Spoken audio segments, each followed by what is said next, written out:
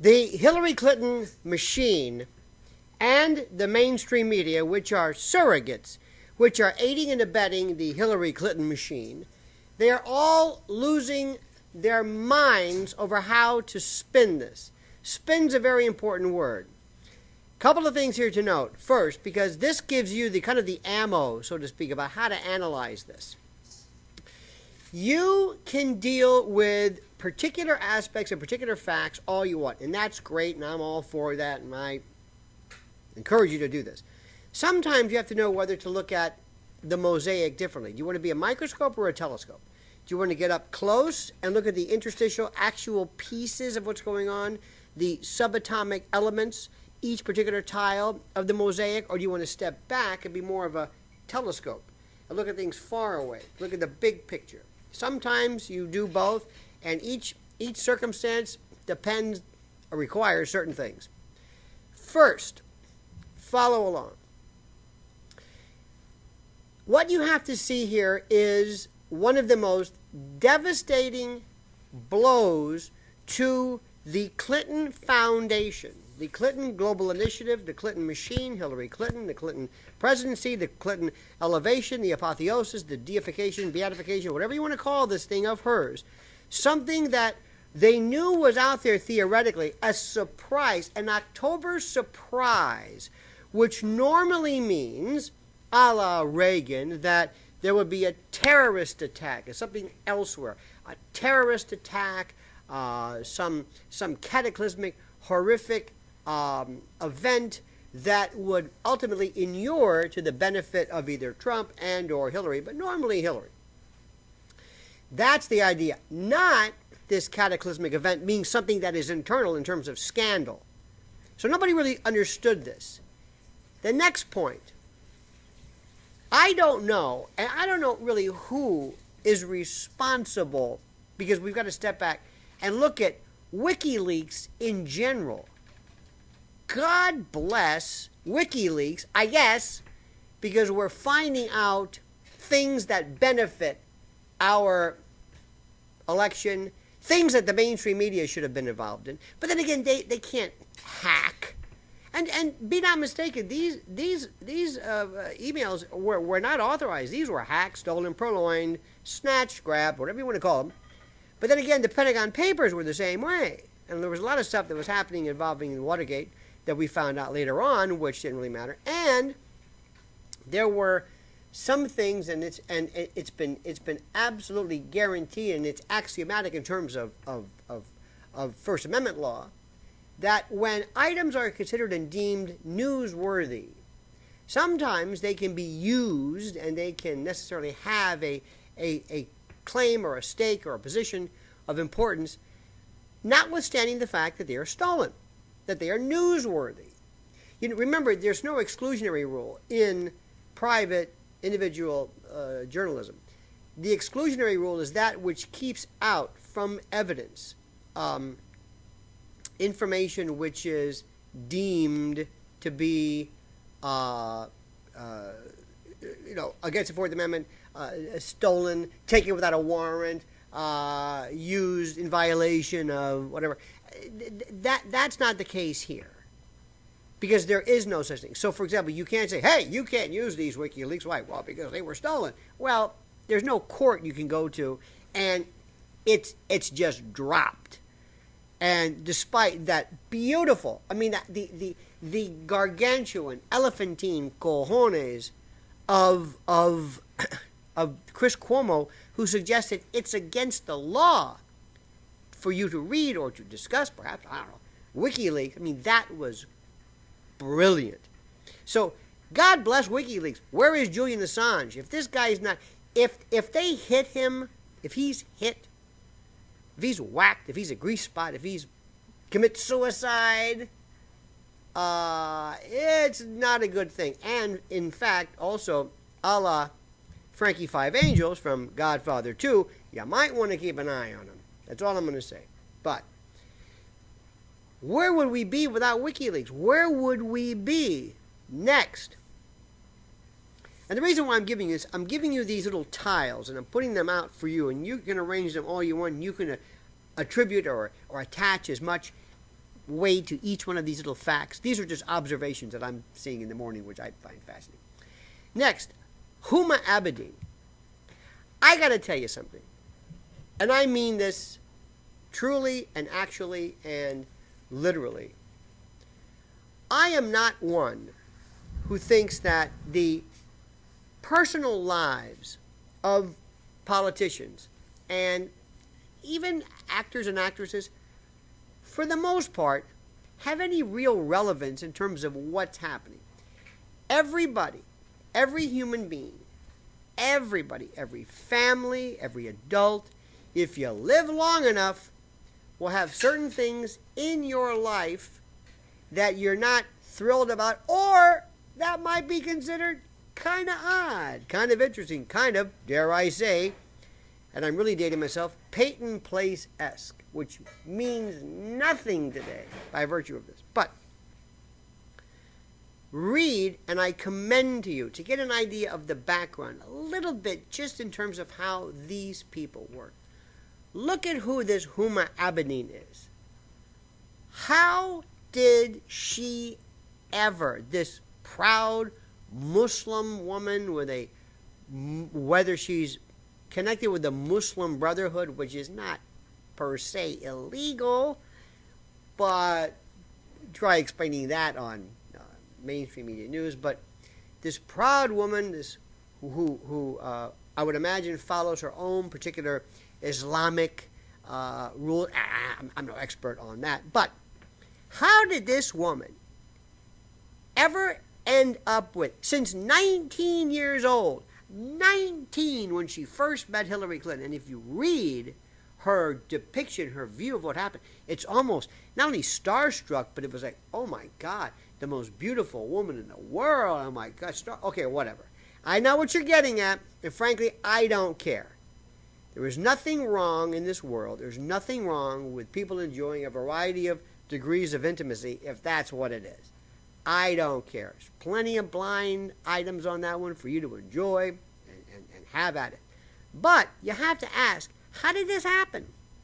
Anthony Weiner, this loud-mouthed Jewish, which in this country, let's face it, Muslim, Jew, but cartoon, I'm sorry, hideous human being, with a woman who one would look at and say, you know, she seems to enjoy maybe the, at least, more, you know, she's jet-setting with, you know, Hillary Clinton and bouncing around and jets, literally. For her to end up with this lizard-like thing and this loudmouth, obnoxious, but as we get into this, and a lot of you, this is unproven, and I'm not even going to go too far on this, but remember, Hillary and Bill saw Anthony Weiner as being on deck to be the next mayor of New York.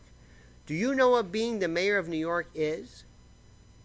He made some tremendous points when he was a congressman. He was an up-and-comer, and it would be a good idea, one would think, for Huma to park, so to speak, to, and I don't want to use words like beard and all that, because let other people, but I'm just saying, we have always heard how Hillary's encouraged this.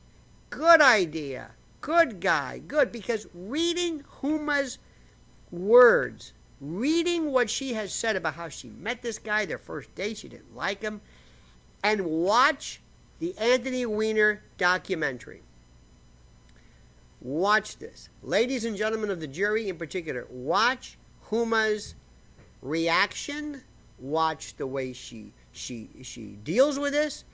Watch how a woman, the slighted, aggrieved, she is more embarrassed. Kind of like the way Hillary was with Monica Lewinsky. She was embarrassed. Why? Because her career. Bill Clinton embarrassed her career. She doesn't give a damn about. You think she was heartbroken over Monica Lewinsky? Come on, stop it. She's known about that for years. That's the way sometimes these circles run. But this goes to show you, and this is why it's important, for you to understand how Hillary Clinton thinks. for you to understand sometimes, why do they do these things? Why do they keep putting themselves in the position? Why do they feel as though the laws of gravity and political gravity don't apply to her? How do they do this? Why do they do this? Why does she feel she's above the law? Why does she feel different? You have to understand everything about her is different. Everything, sometimes when you've ever dealt with or met people in Hollywood or rock music, they live in a world with a parallel universe, parallel dimension, and they don't get the same things that we do. So you must, in order to understand the subject matter, understand how Hillary works and how she and Bill, a la the royal family, a la Hollywood, the arranged marriage is as old as you can even imagine. Okay? Absolutely, positively, it's ancient. How people marrying others. And by the way, not to hide, not the beard like, but when you have from Jackie Kennedy to Pamela Harriman to Princess Di, people being married, do you know how many, I'm not going to go into too much detail, but how many people still make money and stature, not only being married, but being the paramour of this one, the mistress of this one, the love slave of this one. All right, that being said, because understand, that's how the Huma Wiener thing started. Now, move over another one. Next point. The motivation behind this is critical. If you had Anthony Weiner, who fell on the sword, who said, I am taking the fall for this, for Huma, for Bill, for Hillary, I'm doing this, I am a thief, because how do you get these, how do you get all these files on his laptop, on his, and again, we think we kind of know the facts, we think we do, but there may be more, obviously, than we are, but he could say, I stole them, don't blame her, I stole them, I'm the thief. Yes, she might have not, she might have been violating the law by having them in the first place in her possession, but I stole it. I'm the thief. I'm the rat. I'm the trespasser. I did it. That could change everything, okay? He could make up stuff to exculpate Huma and Bill, and really not Bill so much, but Hillary. Or if he's the guy who was always mistreated, always abused, never respected by Huma, never loved, never, always the subject of jokes and whispers, all of this nonsense, never respected by the Clintons. He probably thought, I'm going to be in with an ex-president and the future president, bring me into their circle? Hell no. Now, in their defense, they could say the reason why we didn't do it is we know what he's doing. We didn't know he was this sexting perv at the time. Whatever. But you understand his motivation behind this. He's slighted. He's affronted. He's forgotten. He's burned and spurned and laughed at his jet-setting wife. He's never along with her. He's always at home, walking around looking like a fool, going to the gym by himself, pushing the baby, being the dad, while little Miss Jet Setter, she's flying around. Why she ever let anybody get the impression that she left her son with this man is another issue. But this is what's going on in his head. Add to that vector, add to that the fact that the FBI are saying, pal, you're looking at minimum mandatory prison time, theoretically, for whatever it is that you did. And I told you before, I've got real problems with people being involved in hypothetical discussion crimes, that notwithstanding. So he could say, I'll help you. I'll make a deal with you. What do you need? Who do you want? We want Hillary. Gotcha. I'm your guy. Since Sammy the Bull, since Vinnie Teresa, since Joe Valachi, this goes back since time immemorial. You get the main player and you go after Mr. or Mrs. Big. That's what's happening. That's huge. Next. This morning, my wife and I were watching in absolute amazement. We just watch these shows. And every now and then I catch this morning I watched Morning Joe. I haven't watched that in I don't know how long. Sometimes I'll do this. And the way I do it, you know how free divers, these guys who break records by diving for, deep, depths of the ocean, and they hold their breath, for breaking. All right, fine.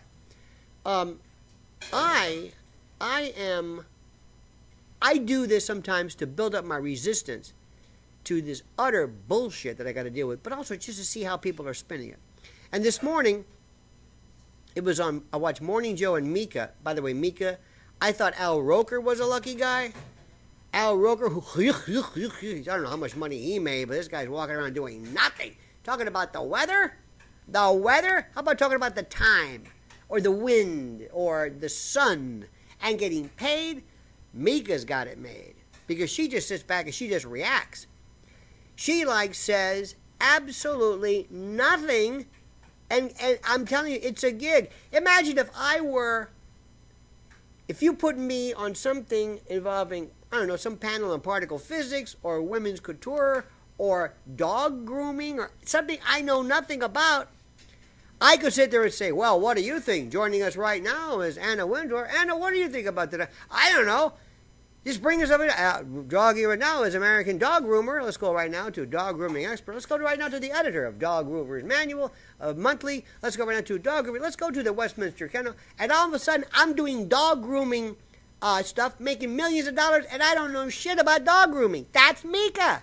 She's just there. She's got Joe, her boyfriend, and she's just bringing on all these people. It's like a morning zoo show. It's like that classic morning. Have you heard those morning funny zoos where you get, you get the crude guy, the dumb gal, the dumb guy, and you laugh, and you have forced laughter, and it's like a 70s, the zoo. Anyway, that's kind of what that is. So I'm watching this, and they don't know what they're talking about. I mean, they know what. CNN is good, though. CNN sticks to the message. Hillary didn't know right, or no wrong, rather, and their whole thing is Comey's wrong, Comey's a crook, Comey's terrible, what about Comey?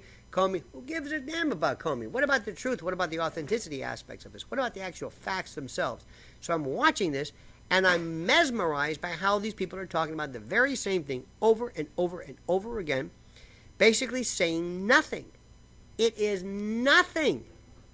They're talking about Comey, Judge Comey. Who cares? Do you see what's happening with the spin? They're making you focus on, how come that Comey did that? That's not the issue. That ain't the issue. That ain't the issue. The issue is, what did you discover? If, hypothetically, we found out that there was a child buried in a shallow grave, and that child was rescued minutes before the oxygen was depleted and that child died a hideous death, nobody is going to question the tactics of how you found that child, how you saved that child's life, or what you did to secure his or her freedom. Believe me when I tell you that. They will not castigate the police officer being a little rough in getting the information out. They will not worry about information or phones that were hacked or conversations that were intercepted if the goal is saving a child's life. Why? Because the ends justify the means is alive and well. What the Democrats have, specifically, what Hillary Clinton has, is the opposite. Her thrust, her hope is to, and remember, not her acolytes, but the undecideds, is to create this idea that the real horror here was how this rogue FBI agent violated protocol that was for the longest time absolutely manifest. It was known and understood, and it was what was done. And this man, James Comey, this rogue, crazed, reckless, maniacal, Barney Fife, crazed lawman who doesn't care about rules and all this stuff. This deranged lunatic, this maniac, this crazy... That's what they're doing. And you and I know Comey had nothing to do with Hillary having servers and secret servers and destroying evidence. Huma, by the way, let's get back to her again. You do know she's through in politics. You see, her entree was being able to move and to glide from Secretary of State or from the State Department to the private, to Hillary Clinton, the CGI, Clinton Global Initiative and Clinton Foundation stuff, back to Hillary, back to the State Department, back to the campaign, back and forth, to move seamlessly from one forum to the other. When you take away her security clearance, her name becomes contaminated. Give you an example. You may not remember this, but we, and I kind of don't, it wasn't during my time, but the term Edsel, and Edsel was a terrible product. It was named after Edsel Ford. Remember that? Edsel was the brand that didn't work. Something is named Edsel. You may not remember this. There was something called Shinola, the Shinola company, and there's some downstairs. What was that place downtown? Shinola? What is it? Some kind of a posh store. Shinola was a boot black company, shoe polish company. And there was an expression, you don't know shit from Shinola. Well, Shinola lost its luster immediately because when you heard Shinola, you thought shit. AIDS candy, AIDS, in the 70s maybe, certainly before AIDS came along. It was a kind of a green, AIDS was a diet candy, AIDS. When AIDS, the actual horrible immunodeficiency disease came about, AIDS stock went away. And when people walked up to folks, hey, Joe, you're losing weight. How'd you do it? AIDS. That took on a completely different thing. So a name overnight. Weiner, Anthony Weiner. Now, I'm not sure about that one because we're so schizophrenic. He may be on, who knows, God, what is it? What the hell is that guy? What's his name? Andy from... Andy Cohen. Really? Yeah, you're right. Andy Cohen, who, is a genius with the Bravo stuff. I don't know about the Weiner. But, Huma, gone. Toast. She can't get a top secret clearance again. Are you kidding me? So you're in the private sector, gal. You just lost that government entree. Why? Thanks to Weiner. Weiner did it. Because you never respected him. You treated him like garbage. And maybe he deserved it. And he's a creepy guy to begin with. But he did it. Stop for a second. This guy, this man who was laughed at his whole life, Weiner. Did you ever see his interview with Jon Stewart? Did you ever see that one? That tells you everything. But he's one of those people who not only gets in trouble over and over again, but doesn't seem to have any self-respect. No pride, no nothing. Just keeps doing this. As long as you talk about him. And they're laughing at him, and they're mocking him, and the jokes, and the Weiner, and the Breitbart, and the pictures, and he was just, he was, listen, he might have been rejected and abandoned for good reason because nobody, because what he did was so reprehensible. But either way, understand his mentality. He's the main witness. What motivates him? He wants to be respected. And now he's bringing maybe everybody down. Now, next point. Is Trump going to win? I'm sorry. I never put money. In a real world, yeah, he would. In a real legitimate, yes. Oh, absolutely. But this isn't a real system. Alex Jones did a great piece recently interviewing this one woman about voter fraud. Not to mention hacking democracy and everything you can imagine about how votes can be stolen through digital. Americans and humans never saw anything coming when it came to digital because we thought that would be better. Digital banking, that's stupid. It's cash. You don't want anything where your money can be wiped out like that. You don't want to do that. Digital ebooks. Hey, ebooks. I'm self-published. No. Why? Because if you write something really controversial, remember Fahrenheit 451? Ray Bradbury. Remember the temperature when paper is combustible or catches on fire? Well, that was dealing with censorship and the like, and the idea that somehow people, by virtue of censorship, and would books would be burned and that sort of thing. Well, email or e-books and the like are eliminated, or you can just wipe out anything you want by just hitting a button and they're gone. They don't matter. So that's bad. Digital keyless entry, bad. I can hack. I can get into your car. Smart technology, internet of iOS, internet everywhere, key fobs, all this stuff. Green, smart technology. No, all not good. Not a good thing. This is all changed. Everything has changed. The whole platform has changed. So when you have people who can steal elections, it doesn't matter. Next point, when people do steal elections, we don't have a population that cares about this. You see, we don't ever protest. We don't go into the streets. We don't yell. We don't scream. I know people. I've got one in particular, and we all have these friends. But I know some really serious, hardcore Hillary fans who have no idea what her platform is, but they just like her. If they found out that Hillary won by virtue of stealing the election, they wouldn't care. People who are the beneficiary of crime normally don't care. They don't care about this, and I kind of understand that to an extent. There's nothing that Hillary Clinton can do that they are interested in. Nothing that they can do, nothing that she can say, nothing. None of this means anything to them because their whole thing is, their game plan is, they're in for the fact that this is about Hillary. And if she wins, believe me, but she will have this cloud forever. It is a different word. Let me also say something. In the old days, Nixon had Segretti.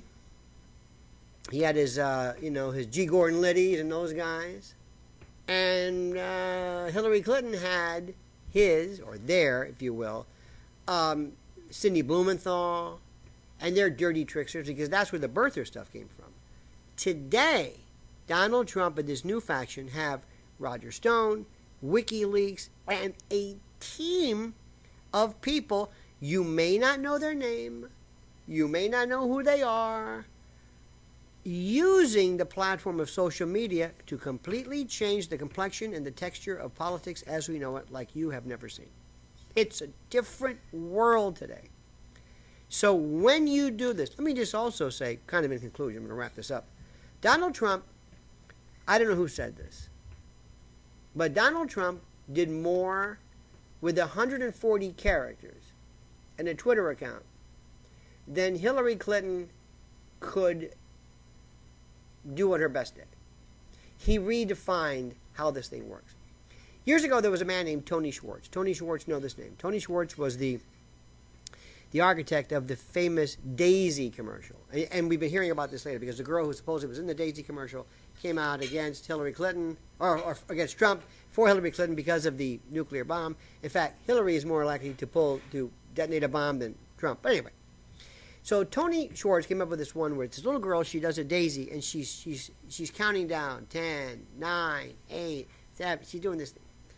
And the idea was that the juxtaposition in your brain was that this must be Barry Goldwater. Barry Goldwater considered right-wing, crazy, reactionary. So 10, 9, 8, they never mentioned Barry Goldwater. They never said anything. It was Johnson's voice.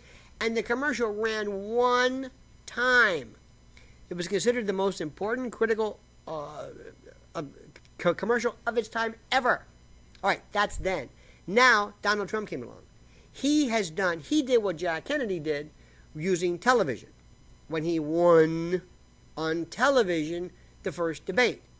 He changed it. Hillary Clinton not only has no personality, no warmth, no human connectivity, no nothing. She can't campaign. She's ill. She's gravely ill. She doesn't have the stamina and the wherewithal, and I wish her well. But not only does she not have that, here comes Trump, who's a dynamo. He doesn't stop. but he has mastered social media like you can't. And the reason why is because when he tweets something, the regular conventional media repeat and comment on his tweet. Just like they try to do that by doing Colbert or Samantha Bee or John Oliver. That's great. That's terrific. But I'm telling you, when all is said and done, and I'm not voting for Trump. I'm telling you this. And I'm not abandoning my core political ideology because I'm not.